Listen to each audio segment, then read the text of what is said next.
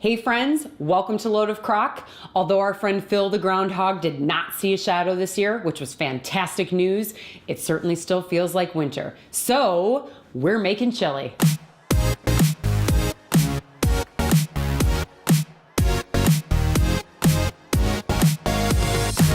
I don't know about you guys, but when I envision someone making chili, I've got someone in the kitchen feverishly stewing tomatoes and there's red sauce everywhere. But this is not like that. This is one of the easiest chili recipes, 7 ingredients only.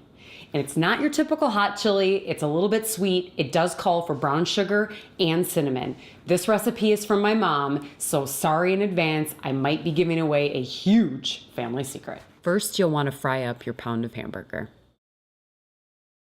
Pour the hamburger into the crock pot. 1 to 2 cans of chili beans, depending on your liking for thickness. Pour in the crushed tomatoes, as well as the tomato sauce. Add the brown sugar. Mix it up.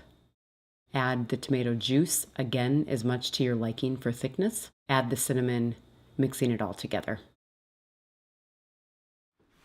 All right, you guys, we got everything in the crock pot and I'm going to cook it on low for 3 to 4 hours. I found by doing so, it can bring out some of the best flavor, and that part is not a family secret. Thanks to all of you that have subscribed this far to my Load of Crock channel. I really appreciate it. If you haven't and you're enjoying what you're seeing, please feel free to do so as well. Now, for one of the best ways to combat the cold winter weather, aside from red wine, check out this chili.